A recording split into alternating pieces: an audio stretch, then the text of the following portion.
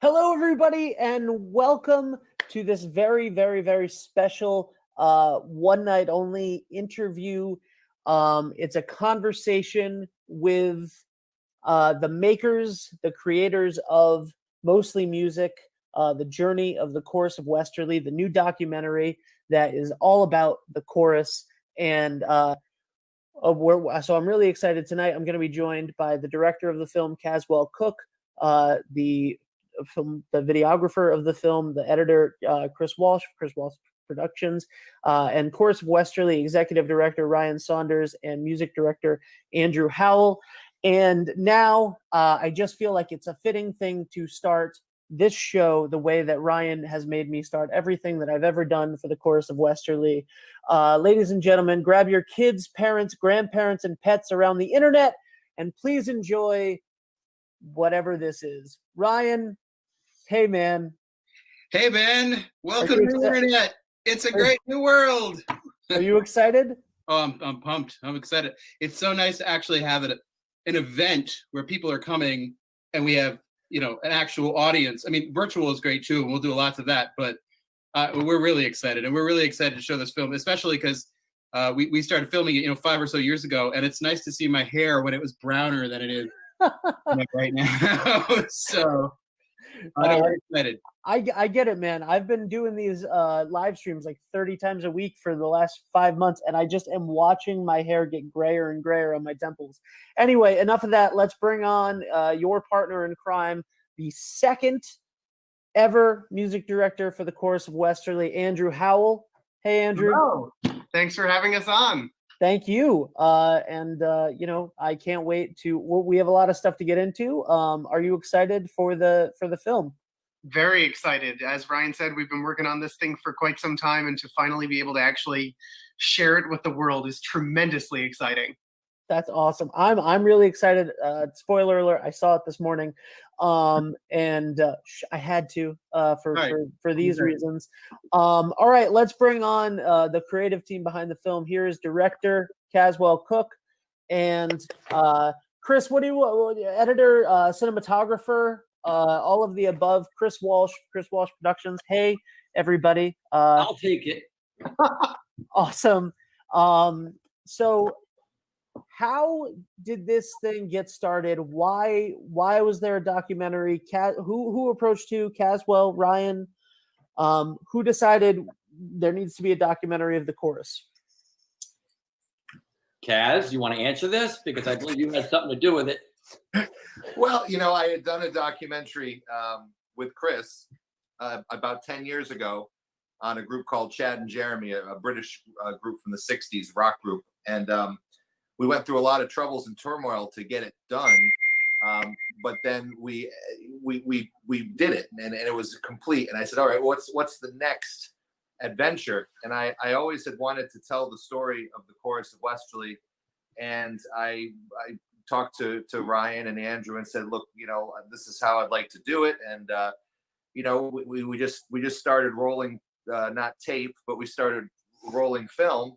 And we followed the chorus for about a year through its creative process, from a camp up in New Hampshire where the kids start practicing in August, taking it through the whole chorus season, through the classical concerts at the time, 12th night, the final 12th night concert, through to Summer Pops. And then we did that. And then we said, all right, well, now we want to talk to some kids. So we put some kids together and talk to them about their experience. And then we wanted to delve into the history and the transition between George Kent to Andrew Howell. So that's how it kind of came together. And we just started doing it. And then we worked on it for a couple of years, got it ready. And then we ran into all kinds of issues with rights to music and stuff, which somehow miraculously Ryan Saunders untangled.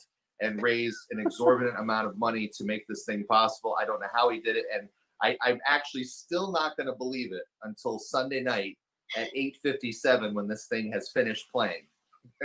Absolutely. So before we get into all of that, let's take our first look at the documentary. And here's the chorus in their own words, Ryan, Andrew, and Mr. Kent.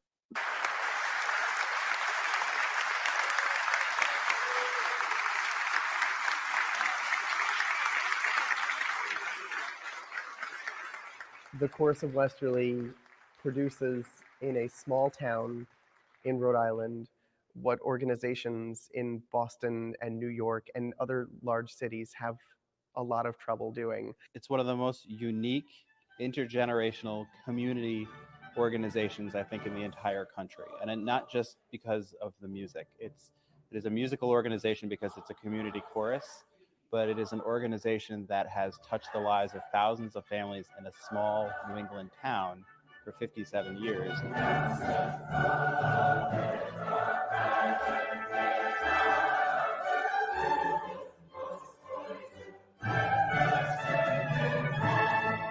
I basically believe that we all ought to pay attention to our 5 basic senses, which we all know: touch, taste, smell, hearing, sight. And I think if we as human beings make great use of those senses and implement them, that we're going to stand to live a fuller life.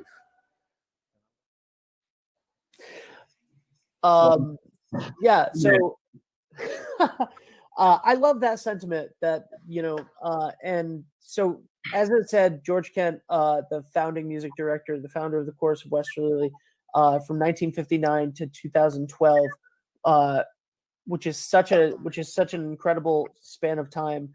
Can you guys just talk a little bit about how the chorus started and how it's evolved since 1959?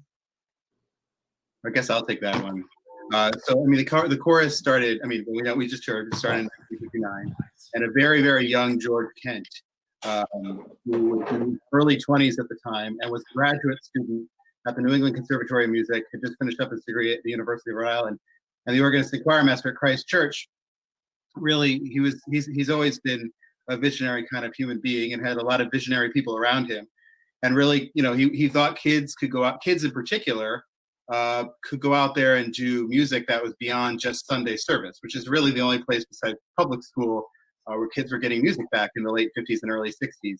And so they came together, and the Christ Church choir really was sort of the genesis of it over at Christ Church. And they put a bulletin out, I think actually on September 21st of 1959 or thereabouts, inviting any other area choirs to come to Christ Church at 8:30 after their regular choir practice on Thursday. The Christ Church choir still rehearses on Thursday nights, and see who would show up. And they had people coming in from the Baptist churches and the Catholic churches and just from the general community. And they pulled together a concert choir, just a little, somewhere around 100. They did the Denning Te Deum, and it worked. And then boom, here we go, 61 years later. That's incredible. And when did you, Chris? I know everybody else has. Were you? I know you grew up in Westerly. Were you a member of the chorus as well? I wasn't, and I probably out of everybody. Hey, Chris, we're shame. No, hey, I mean, and it was. It's not too late. It's not too late. Well, I mean, after seeing everything that I saw over the last 5 to 10 years, I'm thinking about getting my kids into it because it is pretty special. I mean, this was one of the funnest projects I've worked on ever in my life. And to be around all the talent that I've been around with Andrew, Mr. Kent, Ryan, Caswell, he was in it when he was young. So he told me a lot about what was going on with the Chorus of Westerly years ago and the camp that they used to go to, Camp Ogon. So it's pretty remarkable. So I was really proud to be part of this whole production from the start. I mean, it was just incredible to be part of it. Yeah. Let's talk about that because it's summer, and this is probably the first summer in forever that the chorus isn't at Camp Ogons. Can you guys talk a little bit about what that place is and why it's so special? Well, actually, before you do that, let's take a look so that everybody can see for themselves a little bit about what makes Camp Ogons so special.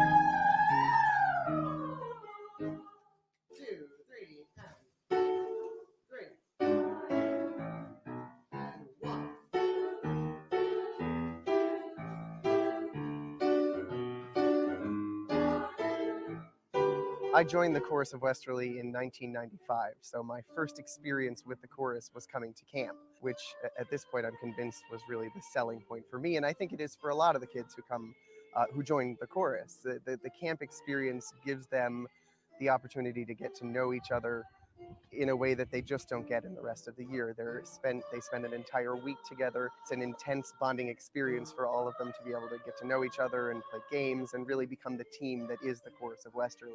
I knew that camp was a great incentive for the kids. It also, besides the camp activities, musically, we could get a good head start on the following year.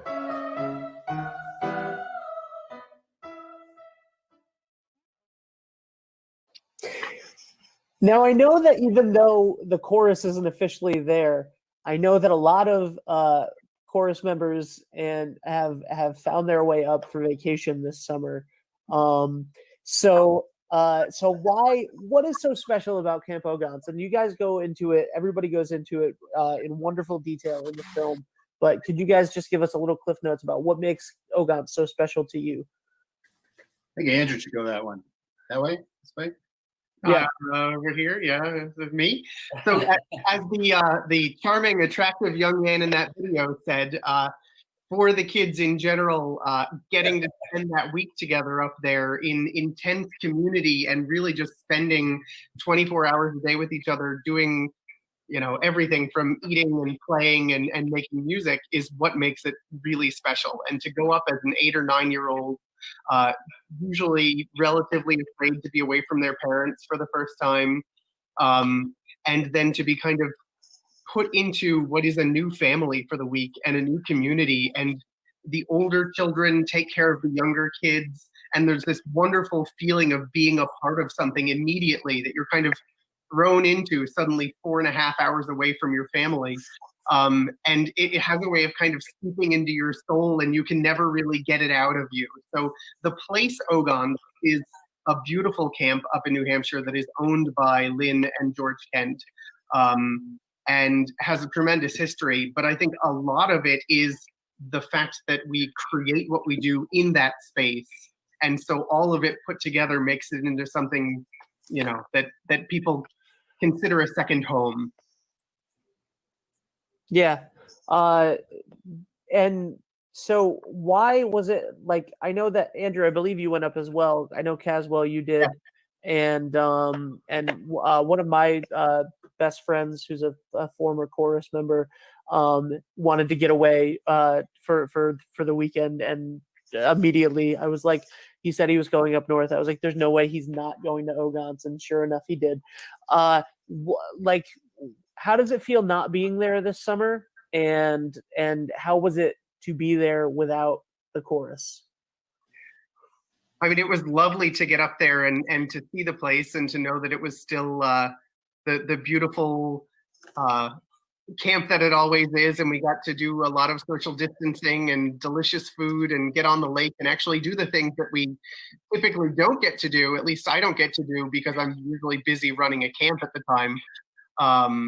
But it was very sad to not have everybody else up there, to go up and realize that we weren't going to get to bring 60 plus kids up there, and to lose this opportunity this year, which is really, I mean, of all of the things that we had to give up at the end of our season, to have to lose camp was definitely the hardest. And it's the hardest thing for the entire season ahead of us, I think, we set ourselves up for tremendous success when we bring those kids up there, when they get to spend time together, when they get to know each other, when they get to intensely work on the very first steps of the music making of the season. And even though the rest of this year is looking pretty rough at this point anyway, and we don't know what's going to happen, to have lost that is a big, unfortunate misstep. Yeah. When I went last week with my wife because I heard Andrew went, and I said, "You can go," and so we went and brought my wife who had never been. You know, I've talked about this place. I've gone there on and off since 1982, and I actually went to my original cabin and showed my wife where I put my name up on the wall as these other two guys have done over the years too. But it was weird because it was nice. Mrs. Kent was there. We sat and had dinner, but it was a strange thing. And one of the nights that I was there, I was sitting down at this boathouse that overlooks the lake. It's such a beautiful place that Andrew and Ryan know, and I felt this heaviness or this sense of history, and I was starting to think about this film. And my wife said, this is one of the reasons that you made the film is all these people you're thinking about right now. And I was thinking about people like Peter Kashulik and Ann Utter and Nora Spence and Don Friend and these names of people that mean so much to us, and that we're all at that camp. And it's like I almost felt like I don't want to get creepy, but it was like their ghosts were there or something. It was I shook it off after a few minutes, but it was very weighty for me to be up there without the music playing and without the Alphorns horning or whatever it is. But it gave me time to reflect and to realize that this time with this weird COVID thing we're in, that it's all the more important to show this film and to give us a little hope in a time of weirdness that we're in right now. I mean, we've dealt with all these things in the past, like down here at the beach. I'm at the drive-in tonight. As you can see, I'm in the tourist shack. But, it's like we're finally able to do something public that's somewhat safe, being at a drive-in. And so all the things that have been canceled, which are so sad, there's a happiness that we get to show something in person, like Ryan says. In fact, Ryan sent out one of his emails last night that's like 18 pages long, and he said, haven't you missed these? And we have, Ryan. Thank you. Thank you. I missed writing them. I mean, they're talking about this too. So Ben, I haven't had a chance to go up this summer, and I don't think I will. And I to be quite frank with you, I've struggled about even thinking about going up there, because to me, I almost feel like I don't know if I could do it without having that chance to be with the chorus. I've been to Ogons plenty of times outside of our camp week, but it's just like it's hard for me to get around that. But I haven't been up there. But I've been on that property and some week in August every year of my life since I was 7 years old. Right. And I'm 41, so it's been a long time in all different roles too. Much like Andrew and Caswell, going from a kid to a teenager to a volunteer to eventually a staff member, and it's a very strange thing. But what I think is great is that the thing is that Caswell's talking about sort of the ghost, if you will, about that. I mean, that kind of speaks to the organizational legacy that we have and what we're trying to capture with this film. It's interesting, the ethic of the chorus. See a project from beginning to end, which we really put on the kids and all the adults. Do something that someone else thinks that you can't do. Presenting this great music in a community that's not a city, without the resources of a city. That's been there since the beginning. When George and Ann was there too, all of these folks at the very beginning, this thought like, well, why can't we do this? Why can't the chorus go on tour to England? Why can't the chorus have a summer pops concert? Why can't there's always, and no one has ever said we just can't do that. There's sometimes it's been, we can't do it yet. And I kind of feel like that's been the thing with the documentary. So we were talking at the beginning, like, where is the idea? It's like for years and years and years, everyone wanted to see something of the chorus on film. But the technology was so complex early on, and the cost for that made it hard. So that didn't happen in the 80s and 90s. But eventually, and not to saying Chris and Caswell's work is easy at all, but actually what brought the film to fruition, which sort of convinced me of it, is Caswell convinced me to have Chris come in and shoot some of 12th Night the year before we started filming, to see what it would look like, which is what I ended up taking to the board of directors to say, we can do this now. And then Andrew and I talked it up and it came to be. But if the story that the film tells is sort of that generational story, that there's been one generation to the next, which passes this goodness and this work ethic through music on and on and on. And camp is the genesis of all that for all of us that have been involved. So it really, Caswell does a really nice job capturing kind of how that story all develops. But the film is timeless. I mean, we shot it 5 years ago, but quite frankly, this is a story that has been existing for every decade. We just now finally have the resources and the product in which to show everyone. Speaking of the generations, there's a beautiful part in the film where Andrew, you get sort of sentimental, and you talk about seeing your kids and knowing that they're gonna sing in the chorus, and that they're the fourth generation in your wife's family, on your wife's side, to be in the chorus. And there's also a family in the documentary where we see all three generations of a family together and talking about the chorus. So can you just talk a little bit about what that feels like? I mean, that's insane. Like no organization gets that.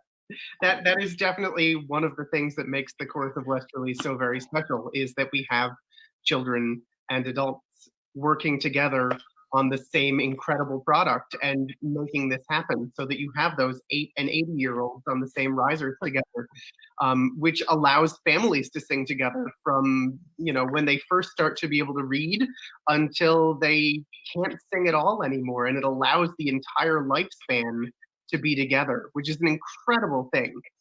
For me personally, I was an import. A friend of mine was singing in the chorus and said, "Hey, you should join." I didn't really want to. My mom convinced me to. I was 12 and really didn't have much interest at the time. But I went to camp and tried it out, and the rest is history. But it was just me and my mom, and it became a family to me. So there are families that are singing together, but on the other side of it, there's also the fact that it is a family in and of itself. And so people who are coming in on their own don't have to have the blood connections. They get the spiritual, musical connections with the other people that they're creating this art with. It's so much more than just singing. Yeah. It's an odd situation that, I mean, my dad sang for George Kent in the 50s at Christ Church, the year he took over, believe it or not, in 56. And I didn't know that about my dad until years later. I'm like, why do you go to that choir reunion every year after the Christmas service? He's like, well, I sang. Come to find out, he was asked to leave by Mr. Kent after about a year and a half. So I suppose when I joined the choir and the chorus in 1982, Mr. Kent was probably like, oh, here we go again. But then now my kids, Maddie and Leah, sing for Andrew. And it was a really cool experience. And for a very brief time, I was able to sing under Andrew until I had to go get reelected again. And he has rehearsals the night of the town council. But it was cool to sing these pieces and see my kids down, on the below me down there. It was just such a cool thing. I'm like, oh my God. So it is this thing. But to Andrew's point, I was an only child too. And so the chorus to me, growing up, a lot of the friendships, I mean, I still have these friendships with these people 30 or whatever, 40, almost 40 years later. So it's a weird thing. So it doesn't matter where you come from, whether you come from, a huge lineage or from the island of misfit toys like me, you still can fit in the chorus. Or Pawcatuck. Come on. That's a beautiful sentiment, and I know that Ryan, when we were doing the podcast a few years ago, we talked a lot about had the 200 voice chorus of Westerly, and the only community chorus in the country that has all ages and kids starting at age 8, and how important that was. So it's such a crux, and I know that we've been talking about it for a few minutes, and we have a clip from the documentary about why the children are such an important part of the chorus. So let's take a look at that right now. Okay. So in measure 71, that's your big moment, tenors, when you get off of that you'll want to probably breathe somewhere before that moment to get in there so that we can then get right through that. Otherwise, we're a little bit behind, and you're in parallel with the soprano, so it's very important that we're right together on that. I think the chorus ultimately boils down to the children. The fact that we include them in the things that we do, the fact that they are singing the musical masterworks along with the adults. Yeah, it's hard to understand why George Kent would have 8-year-olds singing alongside 80-year-olds when he was putting this all together. He had the Christ Episcopal Church choir, which was really based on an Anglican model and had kids singing service music along with adults anyway. And he himself had been, I think, a bit fascinated with how the big English cathedral and abbey choirs worked, where you had trebles, sopranos singing alongside of adults in particular. And I think he looked at what they were capable of doing, at least with church service music, and said, well, if they can sing some beautiful Palestrina motet, why can't they sing the Bach B minor Mass? The truth of the matter is, children singing, they learn not only singing, but they learn to see a job from start to finish and accomplish that. And that's a big plus for kids to learn. If they happen to be singing in the church choir, they get that challenge once a week. In the chorus, they get it in a big sense 4 or 5 times a year. Good stuff. Yeah, absolutely. Smart people. What's that? I said smart people. I agree. So let's talk a little bit about the transition. Andrew, you and my train of thought on this is the children, because when I see that clip, I selfishly see a lot of my kids from theater over the years, and I got the opportunity to tell Andrew this semi-recently, months ago, that the reason there is now a community children's theater in Westerly that teaches kids about theater is because of the Chorus of Westerly. With the transition year, Andrew's first year, you guys did a concert, an Americana concert or something, I believe, where you had a piece commissioned for Mr. Kent, and I saw it was the first Chorus of Westerly show that I had ever gone to, and you gave a speech, and it was beautiful, and the whole thing got me thinking about legacy and the children. And people had asked me to start a children's theater for 10 years, and I never wanted to do it. And seeing the love that all of those kids had for what was happening, and the love that Andrew had for what had come before, inspired me to make sure that happened as well for all of those theater kids, and to do the same thing with the legacy that was happening at Westerly High School for 30 years. So I just want to say thank you for, this documentary is not the first time that you guys have been public and vocal about the legacy of the chorus, about how important the kids are for the chorus, how important Mr. Kent was for the chorus, and all of that stuff. So I just want to personally say thank you, because the amount of good that you put out into the community affected the amount of good that other people have put out into the community, especially for the children. And I no longer run that organization. It's taken by Mr. DeAngelis's daughter Antonella, and she's doing a wonderful job with that. But the children in the community of Westerly, thanks to the Chorus of Westerly, have such a rich and fulfilling opportunity with stuff like that, and stuff like what you guys are doing, and the band room, and so on and so forth. Like, this town is so much the better for all of the hard work that you guys have done on behalf of the children for 61 years. So thank you very much for that. Andrew, filling the shoes of a legend. How was that? And I found out recently that no one knew that Mr. Kent was going to retire. Is that true? First of all, thank you for that beautiful story. That is really inspiring and wonderful, and I know you did tell me that before, but it should be shared as well, that there's so much being passed along between arts organizations in this incredible place that we get to create our art. I was going to say live, but Ryan is like an hour away. So yeah, true. Yeah. So yeah, I mean, obviously having grown up in the chorus and revered George Kent, and basically wanted to emulate him from the moment I first got up to Ogons and got into all this stuff. I had always kind of dreamed that someday I might be able to direct the chorus, but I had no idea when that would be, and if it would ever be possible at all. And so to be in this position now is something that I still, I put a lot of weight on myself to continue on in the way that he taught and the way that he set everything up for us and set us on the right path, and to be able to pass along to other children the same thing that I got as a child is probably the most important part of it for me. I mean, the music obviously is what we're working towards, but it is everything that gets to that final performance and everything that you get through that process that is tangential to the music that is really what's so incredibly important about what we do and how we affect people's lives on a deeper level. I always feel, because I know Andrew gets asked that question all the time. He did yesterday on the radio, 8 years ago. Every interview. He kind of reminds me of Julian Lennon, who, like, the first question in every interview was, "So your dad was John Lennon, right?" It's kind of like that thing. And when are the Beatles getting back together, Julian?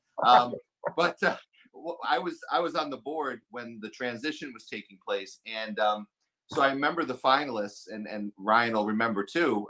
He was obviously part of that decision, and there was, I don't know, it was like 3 people that came, and they spent a weekend with the chorus. And so we were sitting there, Mr. Kent was sitting there, and he took like pages of notes. And so we got to the meeting, and I said, everybody's talking, what do you think of this, and I looked at him and I said, well, what do you think? And everybody turns to him, and he goes, well, the chorus needs to go this way, not this way. And I'm like, that's it? All those pages of notes? That's what you got for me? But so I'll tell you what he was just doodling. He was doodling. He was so bored. But so these other 2 people or 3 people, whatever it was, they would get in front of the chorus, and I was sitting and I'd watch them, from the audience, and they would conduct. And there was a lady that came. She was great. I don't even know who these people were. And they all had a style and a thing. And I'm like, yeah, I can see the chorus going that way. Okay, well, this guy, And then Andrew sat down at the piano, and he went, "Mihi waha mi," which is the warm-up that Mr. Kent always starts with. And everyone was just like, yeah, there you go. And so it's this mixture of keeping that tradition alive because he lived it, and yet making it his own. And so, I mean, obviously Andrew's style and George Kent's style are completely different. The way they get the same excellence out of the people come from 2 different places. But the bottom line is that the proof is in the pudding. Here we are 8 years later, and that chorus sounds as good or better than it's ever sounded before. And I think I wanted the film to tell that story, that the chorus is in safe and secure hands, and the legacy is in safe and secure hands, through any transition. I mean, a lot of these things could be cult of personality, and they could fizzle when the personality's gone. And this has proven that that didn't happen. Yeah, I mean, in terms of the long-term thought for me personally, besides the day-to-day, year-to-year of making music and changing lives and all that good stuff, is if I can successfully at the end of this hand off the baton to the next music director and have the organization be in a stronger position and know that they're going to continue on no matter who takes the helm, and that we are strong enough at our core that the music director is less important than the organization itself. Yeah, but Andrew, you got 49 more years, so don't worry about it. Yeah, right. So talking about building up and doing new things and expanding the things that you've done. One of the things that you guys did multiple times in the previous 50 whatever years it was under Mr. Kent was the tours. And I know that you brought that back in 2014, starting in 2014, I believe. And so how was that? And I know that also part of that was making decisions of all of these things take a lot of effort, take a lot of money, take a lot of fundraising. You know, the Pops every year is an unbelievable effort. And I think that people don't understand all the time what goes into all of these events that you guys do, because the Pop seems like a great free concert in the park and you just throw up a stage and it's there and whatever. And you know, the general public, the 100,000 people or 25,000 people, 100,000 people over years, 25,000 people a year that come see that, probably don't realize that it costs $100,000 to put that on, and you have to pay for fireworks, and you have to pay for orchestra, and you have to build the state, you know. So can you talk a little bit about the tours, and then we're going to talk about, for a minute, the thing that had to go in hiatus for a little while. But before we do we're that, not afraid of any topic. all right, before we do that, let's talk about the tours, though, because I don't have a clip of them, and I really want to talk about that. Yeah, so we it's a great putting on there. So the chorus, so we've in Andrew's tenure, which started in 2012, we've undertaken 2 international tours in the span of 3 years. Which, looking back, I can't kind of believe we swung that. And each one of them had, you know, more than 200 people participating in some form on it. And the chorus toured in the 80s, and 81 was in England for 2.5 weeks on a really whirlwind tour around England, and then up to St. Giles and Edinburgh. Went to Italy on an incredible tour, 3 weeks in 1987, which I keep asking everybody who was on that tour, how did you pull this off? Because I can't fathom it. But it was also, the 1980s were a different time, so I have to keep reminding that. And Pam Young likes to tell me, youth, Ryan, youth. And then back to England in 95. But then we had a 19-year break. And one of the reasons that we stopped touring had nothing to do with the desire not to tour, but you know, one of the focuses in the late 90s for the chorus was we had just acquired the George Kent Performance Hall officially as our own building. The chorus had purchased it in the 60s, then set up the Center for the Arts. That, when it was its own organization, it failed, and then the chorus bought the building again. And a lot of funding and organization went into actually just saving the building and getting the additional wing put on. But also in the early 2000s, our whole world changed. Particularly after September 11th, the economics changed, audiences for the arts changed, finances for the chorus got really, really difficult. And it was not, you know, when you're talking about where should funds go, touring at home, you know, it was hard to decide that. But kind of Andrew got hired in 2012, and we happened to be out at a conference in Minneapolis. And for about 3 or 4 times prior to Andrew being hired, we had been working with our management company that ended up becoming that for tours, ACFBA, and had them draw up 3 or 4 different tours that we never took. Just kind of like, tell us what you can do. And we get kind of there and be like, too expensive, and we move along. But we just couldn't, it didn't make sense then. So we went up to their owner of the company who had that. We had read all these tours. So like, oh, there's some interesting things we should just talk about. And we walked up to the desk to see him, and we say, hi, you know, I'm Ryan Saunders. It's Andrew Howell, our new music director, come July. And he goes, oh, I know who you are, in a proper British accent. He goes, forgive me for not popping the champagne right now, just because we had kind of brought them to the altar a few too many times. But anyway, we said, well, we want to talk to you about this, and we're not sure if we can swing it. But, you know, we think it might be time to tour again. And we have no idea how we might be able to start this again. So can we start to have a dialogue about cost and how these things can work? And I remember they said, yeah, fine. They got us in touch with an unbelievable representative of the company named Amanda Bauman, who helped us, talked us through, asked us questions, and another guy named Nick Abbott. And we just said, yeah, this is how we want to do it, but differently than before. You know, just send us something.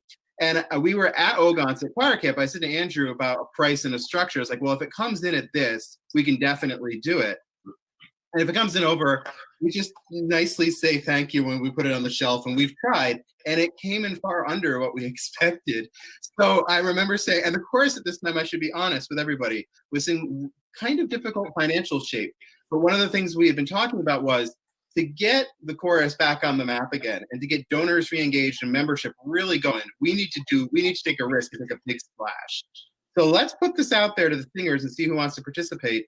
And lo and behold, at the end of all that, we had 228 people going to Europe with us. I mean, it worked out, and we got to Smetana Hall, and we got to the Stephansdom in Vienna and Budapest. And then 3 years later, we got to go sing in Bach, the Bach B minor Mass and the St. Thomas Church in Leipzig, which is one of Bach's primary churches, and where he's allegedly buried at the altar. They say allegedly because no one really knows, but it's his church. There's some bones there. His bones are there, so we got to do it again. And the other thing is, we haven't really talked about it publicly, but the actual plan was for the chorus to go to France in 2021. And though the planning for that was very far down the road, to the point where the venues and the orchestras and everything like that were secured. But we've delayed that now to 2022 because we just want to buy ourselves some more time here. We think it's not going to happen. So in 2021, but in 2020, right. Much better shot.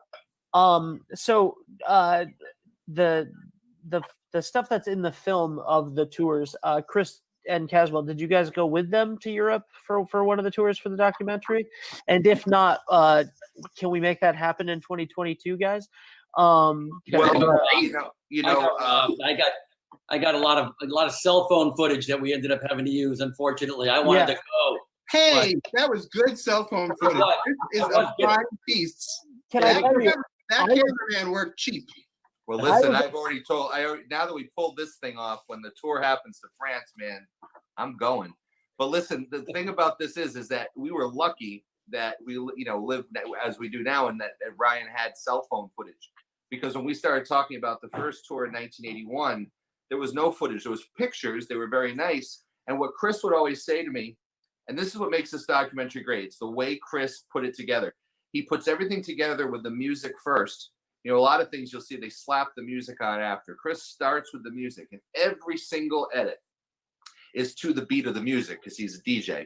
Yeah. And so he would be like, okay, well, they're telling this story, but and because Chris didn't grow up in the chorus, like, what the hell is that? Like, you need visual evidence. And so we had to dig and dig. So we get this great story where Deb Dunham's talking about Mr. Kent cooking lamb chops on like a mountainside somewhere on a grill that's this big for 200 people to get a lamb chop, And I'm like, the story's funny, but didn't we find the pictures of the charcoal grill, of them standing there? And that makes the story, more visual. So one of his roles in this thing is that he kept saying, I need to see it. Where are you getting this? What is the footage? Where's the this? Where's the that? And that forced me to keep going back to Ryan saying, what else we got? Like, what's in these boxes? And we would spend days in boxes, looking for stuff. It was fun. It was fun. And it was kind of interesting to see people like Deb Dunham. You see her now, and then you see her when she was, 13, 14? I don't even know how old she was, but younger than that, I think. Adorable. We have a video of her at 9. Yeah. 8 or 9. Yeah, it was incredible. And we had the amazing film footage that we ended up being able to use from Orange Jacoby, right, Caswell, and had Deb when she was so young, and we went from one clip of her today to a clip with black and white when she was, I don't know, how old would you say she was there? She probably was 8 or 9. I think it was in really that young. It was in one of the first seasons. Yeah, that was the Bach B minor mass. With that. I was blown away by seeing these old pictures. Even you guys, Ryan and Andrew, when they were little tykes. A lot of the photos that we had, we ended up using in the film, and it was just amazing to see how long this has been going on. And it really hasn't changed that much, what you guys do. Has it really, when it comes to the camp and everything? I mean, again, going back to what Ryan said earlier, that's part of the impressive thing about it. It's like, in a way, we kind of came out of the cathedral choral tradition of England, and part of the thing that's so impressive about that is it literally is just the passing. Ever used postcard? Live TV. The passing of a torch from year to year and from generation to generation. And as with this video, that is in our world, because we know who the people are, kind of a time capsule, it is still at the same time timeless, because it is continuing on in much of the same thing that we've always striven for. Yeah, I think the word is evolving. The chorus keeps evolving, but when you evolve, you make yourself better from what was there before, and you might change here and change there. I mean, if you go to a week at camp now, it won't look identical to a week at camp in 1966, but the good in a lot of ways, but in the ways of the the kids, the adults, the camaraderie, the music making, that changes. And even the chorus, the chorus has evolved musically as an organization too. We have a wonderful history and a wonderful past. And I think one of the things that Andrew Works has done so well on is taking the core that George, Ken, and all of the founders and all the singers who've done this for years really build up. Because as George says in the film, and will say too, we've all had a lot of help in making this happen. It's not just him, me, Andrew, it's all of us. But we take that core and it's like build upon the core, make it better, make it better, make it better. And not necessarily bigger, just it's all for us about impact. Can we keep having more and more impact to the people in the community? And if we have to shift with the community, we certainly will. So but that is part of the timelessness of it all. It really is something. Andrew said it before, and I want to reiterate it. Nothing would make me prouder than the day that I'm not executive director, that whomever comes after me, turning over the keys to this thing in a better place and making sure it's going on and on and on. Because it's, we are a chorus that has had two visionary artistic directors in George and in Andrew. But what makes us really go are those 23, 2,400, 2,500, whatever the number is these days, Pam can tell me later, all of those people who have gone through the ranks. Because not only do they sing every week, the amount of volunteerism that this chorus does to make these events happen very quietly behind the scenes, and Caswell is one of them, it's astounding. And we never would be able to pull it off without all of them. So it's just a really, really special project. And I think Andrew says that at the end of the film, not to give away the ending, but our hope is that it's not just to show off what we've done, it's to show other people like this sort of thing is possible. There's a line in our lobby that says, "We the endlessly dared," it's a Rilke line, "We the endlessly dared, how far we have come." Well, everyone should be able to do stuff like this. And we want to show them that you can do it too. Yeah. That's beautiful. Caswell, I'm gonna unmute you. Hopefully, the things at the drive-in are less of a ruckus. People are here early for Sunday That's night great. showing. That's awesome. So speaking of theaters, drive-in theaters, bad transition. Now we're gonna take a look at something that I have heard about my entire life, and never got to see. So I personally hope that you guys do it again soon. Here is a clip from the movie about Twelfth Night.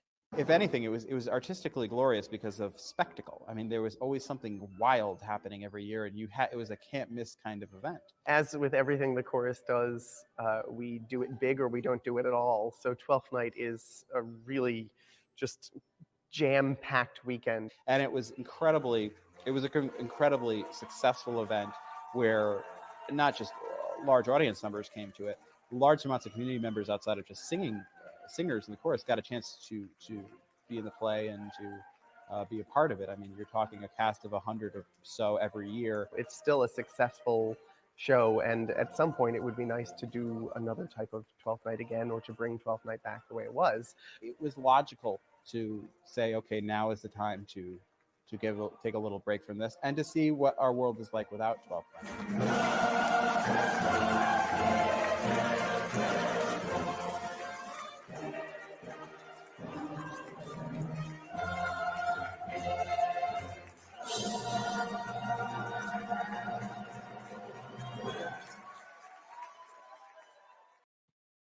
I want everyone to know that behind the scenes, Ryan and Andrew immediately put their hands up the piano. Guys, I have heard about 12th Night my entire life, and I never saw it. In the film, George says it's not a Broadway musical, it's not an opera, it's something. It's not a concert, it's something in between all of them. What is 12th Night? Yeah. It's certainly a thing. As Mr. Ken says in the thing, he goes, it's 12th Night.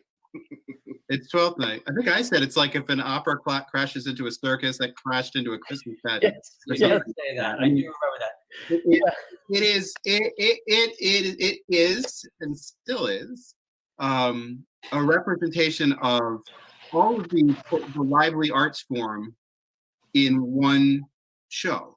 It's dance, it's drama, it's music, it's the Morrismen, You can define art any way you want, folks. It's bagpipers, it's jesters, it's good versus evil, it's children, it's adults. It was a real way to harness the artistic talents of so many people. And as someone I think just wrote on the wall, it was one of a kind. It really was one of a kind. I mean, the idea for the show originally came out of productions of the show Revels, which still runs at Sanders Theater in Cambridge, the Christmas Revels. They had done a run out in Westerly. And then I think George and Anne started talking about how can we do something like that. And George says in the film, you know, he'd heard about a lot of these traditions in one of his classes. And, you know, as the chorus did back then, as they were evolving, they were a very young organization. You know, they brought together, the very first one, I think they did part 4 of the Christmas oratorio and some speeches. And then eventually they brought in different elements, more speeches. They've had a long relationship. I have much love for the Morrismen, by the way, but like with Peter Liebert coming in and helping to bring in that element of dance and tradition that way. Because he brought in, if you ever see the guys with the horns, the Abbots Bromley. And Mr. Kitchen. Mr. Kitchen, yeah, all that, dressed in his outfit. But then they added things on over time. And eventually a plot began out of it, and it just became a really big deal. I mean, I think that's what it was, right, Andrew? What would you say? I agree with all of that.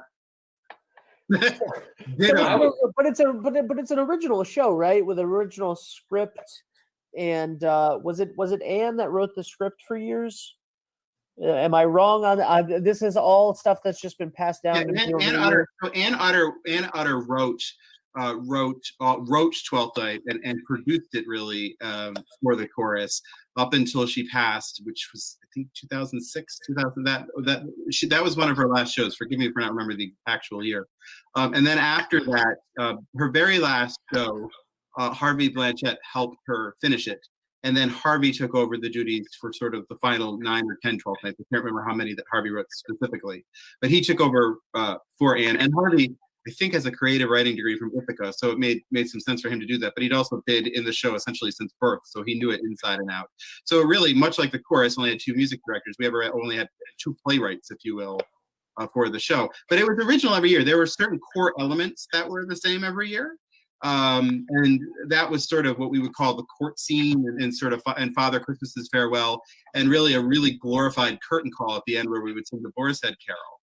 But beyond that, everything else inside of it was originally created each year, and you know, it was beautifully created by all the different departments, from the costumes to the lighting to, you know, the stage management, and even, you know, the folks who kept us fed downstairs. I mean, the number of meals that we've all received down there, especially from Pam Young and Deb Dunham, they kept it was, I used to equate it to when we had 12th night, when Lee Eastbourne and I in particular were there all of the time, and we used to joke it was like working at Google, you know, because they have a cafeteria there and they don't ever want you to leave. You never leave, so as long as we keep feeding you, you'll never leave. But it was the best time of every year.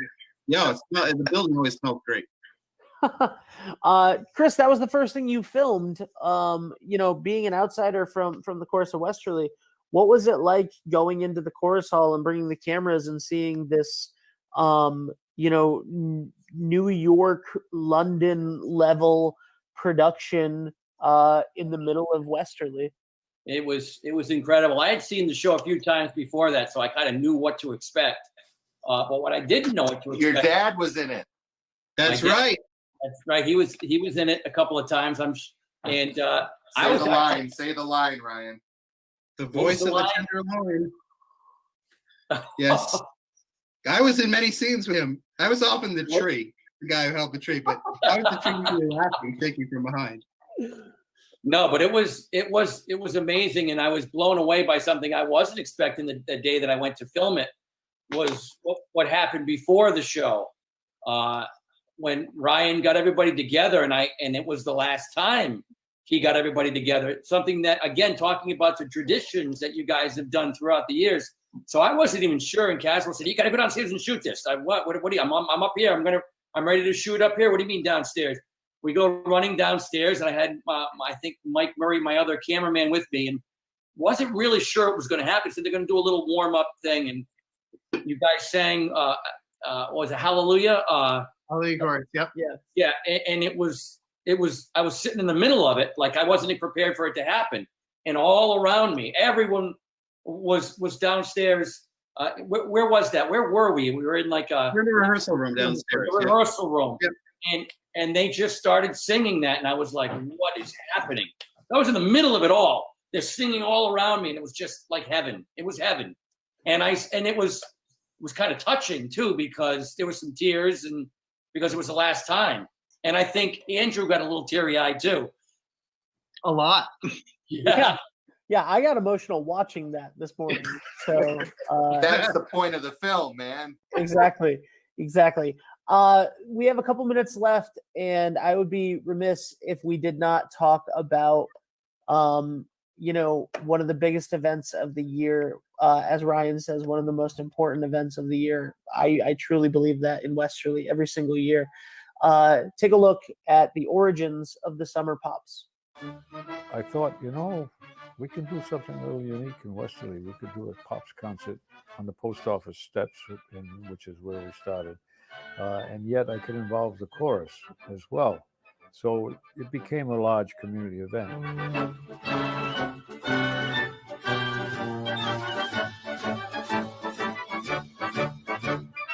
I think we gave 2 concerts there, maybe 3, but 2. I know I was scared out of my gourd on one of them because we had that enormous flood, and the buildings on the edge of the river were not, and I was worried that the cannon fire in the 1812 overture might, because in the previous year I had seen Woodmansey's plate glass window buckle when the cannons went off.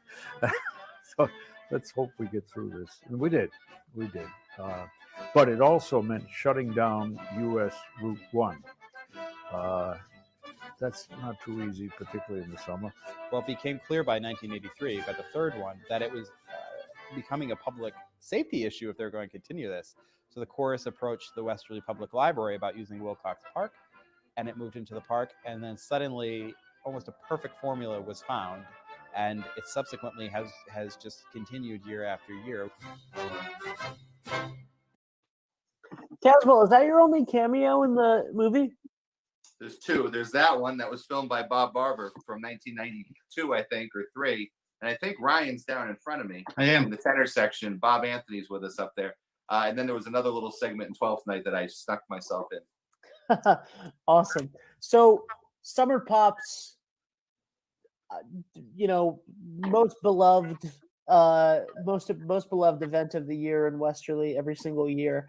Obviously was not able to happen this year, but let's talk about the celebration of the history of it, and when we come back after this pandemic, what goes into the Summer Pops and what's the history of it? From that clip you showed, this is what I was talking about digging into the history. So I was there when that concert happened. I was like 7, I think. And I remember sitting in downtown with my mom and dad and watching it, not really knowing what exactly it was. But we went to the library and we looked up we knew the date of the first Summer Pop. So we found the film of the picture of Dixon Square from the first Pops, but we had no other photographic evidence of that. So we somehow lucked out by getting Senator Algier, who has all the Westerly Sun records in the old town hall, and he pulls out this thing of negatives, and we went and developed them up a Granite Photo, and it was like all those pictures you saw, there they were. They had never seen the light of day, and I'm like, there's the visual evidence that Chris always talks about. And, we were able to tell the story. And then I'm like, well, and then there's really no video of Summer Pops. So you mentioned Woodmansey's. Go ahead. Woodmansey's windows just about ready to buckle right there and then. The story, the way he told it, wouldn't make sense without the visual evidence, because who knows what Woodmansey's is if you're not from Westerly, And so that was part of the fun thing about the history thing, because it's before the 3 of us were involved in any of this, before they were probably before Andrew was born. What year were you born, Andrew? 82. Right. See, so it was actually the year before you were born. So it's hard. It's hard for us. We can tell the history of it, but we weren't really there. So to get that visual evidence was pretty cool and pretty fun. Yeah. Ryan and Andrew, what do the summer pops mean to you guys personally and to the chorus? You go ahead, Ryan. Me? Yeah. It means a lot. And not getting a chance to do it this year is really painful. And it means a lot to us. And I peek quick at some of the comments. I wish we could do it at the drive-in, but unfortunately, we need an 80 by 60 foot stage and 180 singers and a 70-piece orchestra. So that's it's a big deal. It is the biggest thing that we do.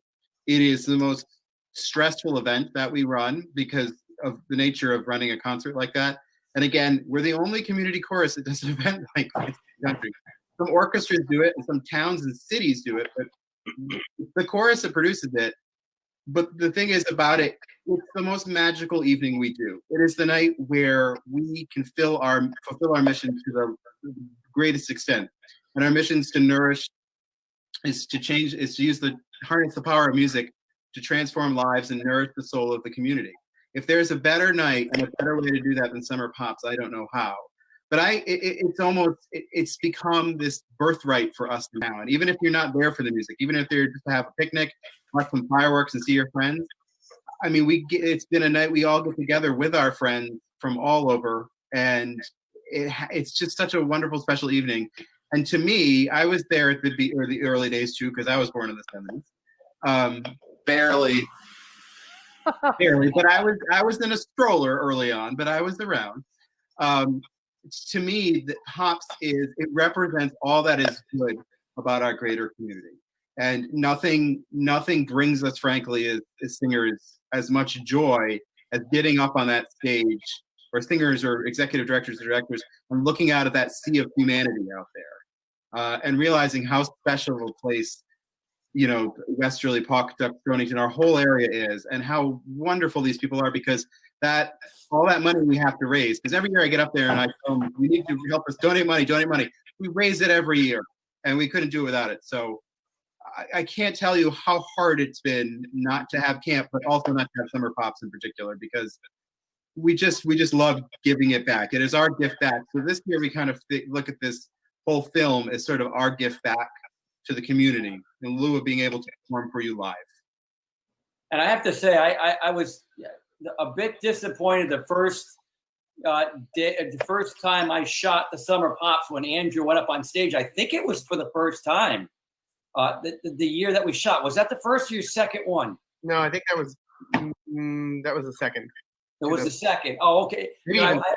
I prepared to get like a terrifying shot of you walking on stage, and I thought you were going to be scared out of your mind. And like a second before you went, how do you feel? Fine, no problem.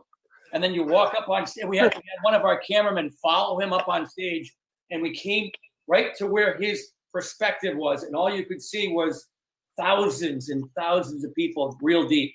And he didn't blink an eye. He just went on with the show like nothing was going on, and it was beautiful. You really don't have an option in my line of work. You just have to do it. I was terrified for you, to be honest with you, but no problem. But don't you think, Andrew? Because this is how I feel up there. When we're in our performance hall, the audience is right in our face. You can see people's reactions. When you're up there and that giant crowd is out there, you can't really zone in on people. There's always a buzz. So it's almost like when you're in the hall, everything is much more personal. In the park, it's sort of like right now. Who knows who's watching us on the internet right now? But hello, internet. And there could be many, many more people. But in the hall, boy, when you turn around and you face the audience in the George Kent Performance Hall, and they're right there. Usually to my left, if I'm doing the curtain speech, is George Parent. And if they're not smiling at you, you're doing poorly. And Pops, they're far away. Right? Am I right, Andrew? Yeah, you're right. You're right.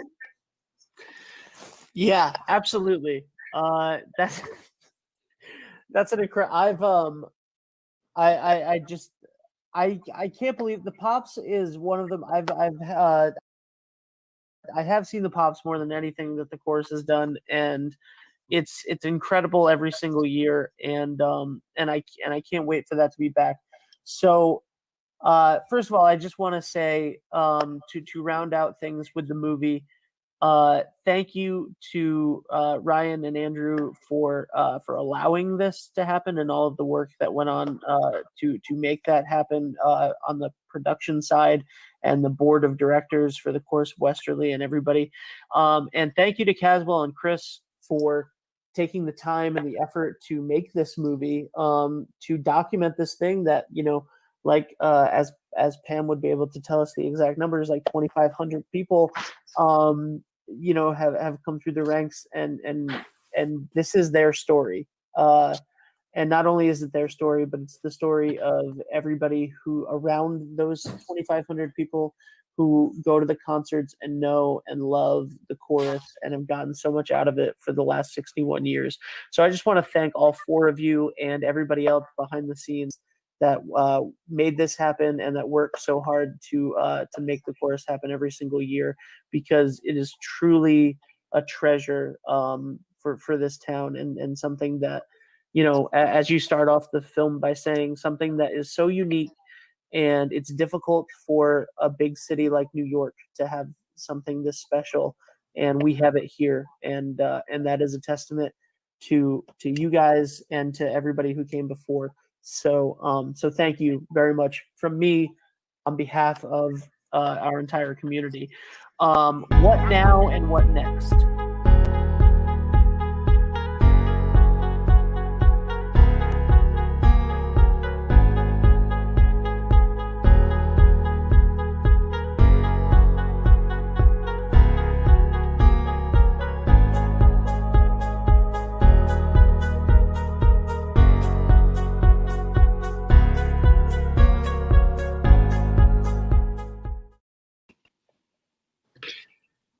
Wow.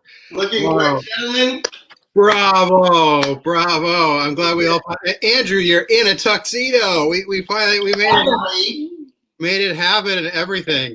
That is amazing. Caswell, you look good too. I recognize that jacket from many a talent show, or at least one talent show or something like that. One talent. There wasn't any talent, but there was a good show. That is amazing. I keep trying to fix my tie too, and it keeps going different ways. I didn't even know if the thing was still in the closet or if it was in my office, but lo and behold, it is. Ladies and gentlemen, good evening and welcome to Facebook, and eventually we're going to jump over to YouTube for the world virtual premiere of Mostly Music, The Journey of the Chorus of Westerly, which was a film and directed by this guy, whatever side he's on for you right here, Caswell Cooke, put together by the amazing Chris Walsh, and of course, the music behind all of it was from Andrew Howell and our emeritus music director, George Kent. We are so excited to share it with all of you tonight at 7:45 in just 15 minutes. So we've come back live. Caswell, Andrew, how are you guys feeling tonight? Very excited. I'm ready for the premiere. So that, I mean, when you said we needed to dress up, I said, you're right. I mean, I know Corona's got us at home, but it is good to have the I mean, I don't know about you guys, but I'm ready for the after party too, right?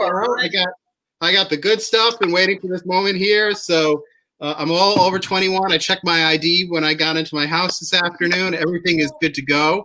No, this is a big moment for all of us to get it to share it with all of you. It's been 6 years really in the making for us to get it to the internet. And we wanted to do this with all of you in grand style at a huge theater where we have the red carpet and all of our families and friends and all of you with us. But of course, we're in different times right now. So I think you get Caswell in his living room, me in my office at home, and Andrew in his kitchen. And he's got he's got ushers helping him out in the kitchen there, I see. Right, Andrew? They're crawling around on the floor. So, just to tell you a little bit about what's going to go on today. So we're going to jump over to YouTube, and you're going to have to go there, I think, on your own or follow the links, but we posted it everywhere. So we'll stop right before 7:45. So you have a few minutes to get over there. It will play. It'll play on the YouTube, and make sure you put it in high definition because Caswell, it's in beautiful HD, correct? It is, absolutely.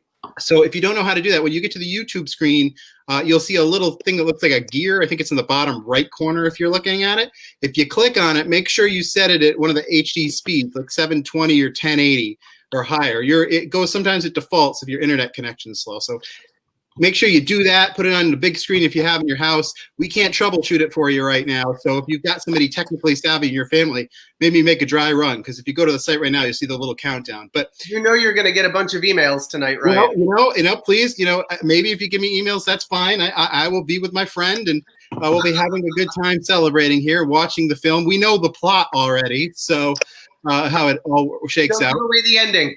No, I won't give you the ending. I think it has something to do with Klingons at the end of it, or something like that.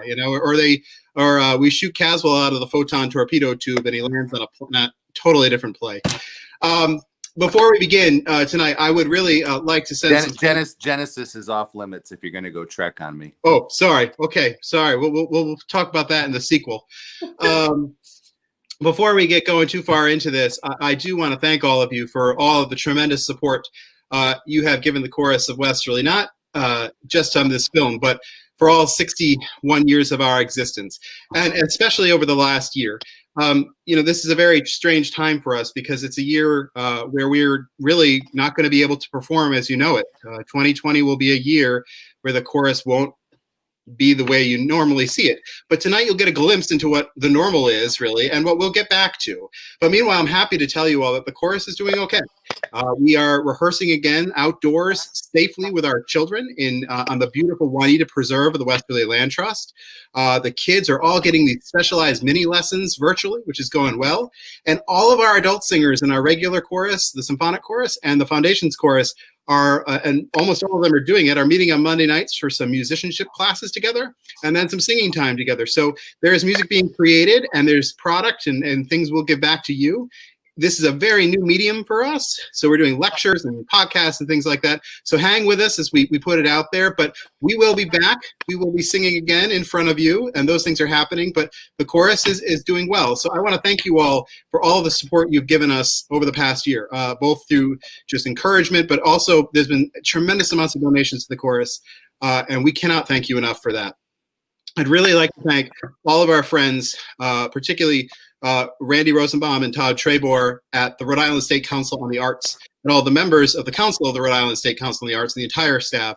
I have to tell you that RISCA has been an amazing partner of the chorus for decades, and we would not be where we are without such great support from the entire state of Rhode Island, all of our government here in Rhode Island, but particularly the Rhode Island State Council on the Arts. Without them, this wouldn't all be possible. So thank you, Randy, RISCA, and all of your team up there. I'd also like to thank all of the donors to this project. If you look at the credits when this is all over, and you might have to rewind it to read it again, but you'll see a list of nearly 100 names who gave significantly to this production to make it possible. It wasn't the easiest thing to pull together because we do things right with the chorus, and we want to make sure everyone is paid fairly and rights are cleared, and that takes some time. And the folks who donated and worked with us on this were hugely helpful, and we send our thanks to you. I also want to send a special thanks to Andrew for all of his work on the film, but also with the chorus over these many years, to Caswell for directing it for us. Thank you so much, Caswell. He really found a great way to look at everything that we do and listen to all these interviews and put together a really beautiful film. And to Chris Walsh, who isn't here tonight, for all of his fine work editing, but all of the team behind that worked with Chris Walsh in production too, and with Caswell to put it together. It was really quite something. And then a big, huge thanks to George Kent and his wife, Lynn, for founding the chorus and being such inspirations to us for so very long. We wouldn't be able to do this without you. We wouldn't be here without you, particularly you, Mr. Kent.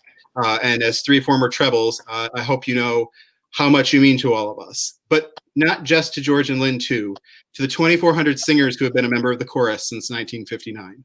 To those who are still with us, and to those who are in the heavenly choir above right now. Please know that we are grateful for all of what you've given to us too.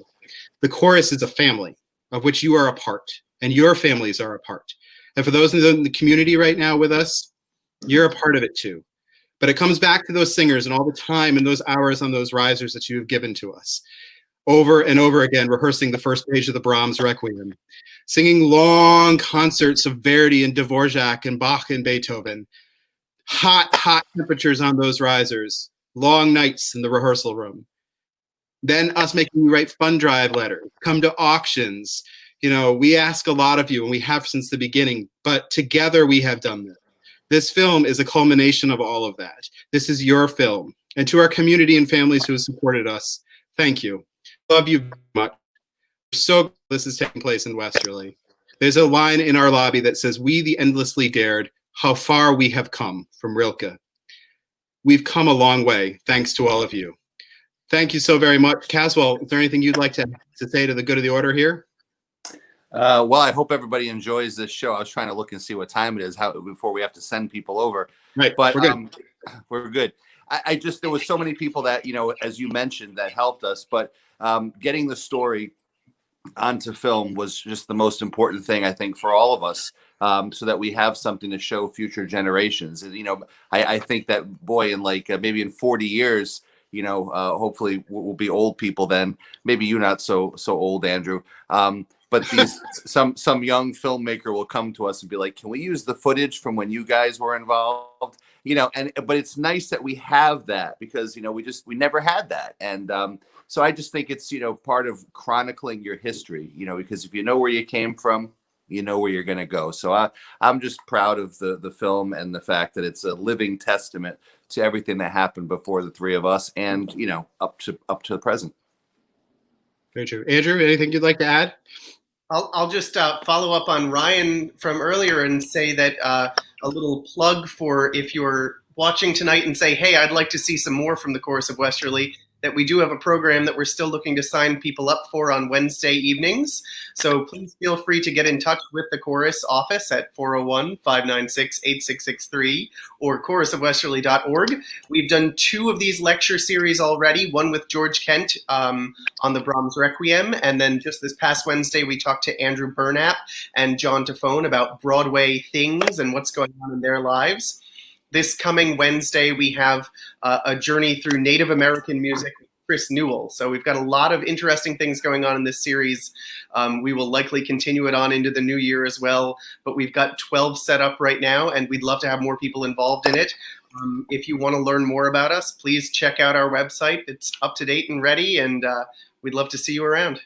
Yeah, that's a great way to engage. And some of the lectures, if you want to be a member of it, you pay $50 and you get access to all of them and on demand. Some will make available for free. And actually right now, when the video starts, you've got to go to our YouTube channel. And on our YouTube channel, you'll see we're already uploading material for it. And so that series will continue on Wednesday, and we really presented at a high level.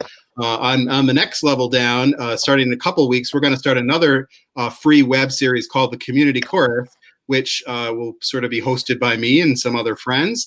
And it'll focus on our history told through the eyes of current and former singers. So if you're current and former singers, be prepared. I have a Rolodex of all of your names, and I might be coming to have you be on the show. But to talk a little chorus history with us in a fun way through the magic of technology that we're seeing right here. But that's another point too, is that the Chorus does now have this YouTube channel where the film is debuting tonight, and we will continue to upload things onto Facebook. But the YouTube channel will be a great way for you to see what's going on at the Chorus. And as we learn how to use the YouTube channel, we'll make it better and better and better. Who knew that we'd have to become a multimedia company? But here we are. And now Reed Lewis for years and years would say to me, "Ryan, open the vault. Well, we're slowly cracking the vault. And as we're permitted to put some stuff on there, we'll share it, and we'll do it too. And you never know when the next generation will just check in from the left side of your screen there. So that's right. So it's good stuff here. So we're getting very close to, I feel like, you know, if it were New Year's Eve, you know, they got the ball, it's Times Square, we could have a little countdown on the side, like go over there. But let's remind you again that we want you to jump over to YouTube, which I'm not sure the best way to tell them how to do that is, but if the links are on the Facebook page, if you're watching this on Facebook right now, or if you just go to chorusofwesterly.org, it should be all set at 7:45 for you to press play, and it'll work. Now, if it doesn't work right away, refresh your screen and press play again. And if it really, really doesn't work for you, you can email us in the morning or call the office, because I'm happy to tell you that after the premiere, we will make sure that it's ready to go, particularly by tomorrow morning, so you can watch this now on demand over the next several months. So if you want to just tune out after this, whoa, look at that. It's Ben Barber live from the wherever Ben Barber is. He has the Put on thing. the tuxedo, Ben. Yeah. Oh, Hey guys. I don't have a tux, but so I've never put one of these on before, and I did a horrible job. But I just wanted to let you know that what I did was I took the link directly to it, and I just put it in the comments. So wherever you're watching this, go to if you go to the Chorus's Facebook page and click the comment that is from the Chorus of Westerly, it will take you directly to the YouTube page. And you guys have 3 minutes. Okay, we're gonna Join us in the Q&A. all right, we're gonna throw it over there in just a minute or two. So we're gonna wrap this up so you can get over there. But thank you to Ben Barber too, who has been behind the scenes, and Dave DeAngelis for all of this stuff that we've been doing. So with that, gentlemen, I think it's ready to tell people to go tune into the YouTube channel if that's all right with you. See you there. Well, yeah, in lieu of being in Hollywood or going to Mann's Chinese Theater where they have these debuts, we are going to do it in your house. That's right. Live from the comfort of your living room, gather your pets, children, and friends. Well, not your friends, because you need to be socially distanced, but your family around the internet, and be prepared for Mostly Music, a journey. Sometime I'll get the title. Mostly Music, the journey of the Chorus of Westerly. We will be back here after about 8:45, 8:50 for a question and A and talk back if you'd like to ask us questions afterwards. So about 8:45, 8:50. Otherwise, it'll go live in 2 minutes, and we'll see you on the flip side. On with the show.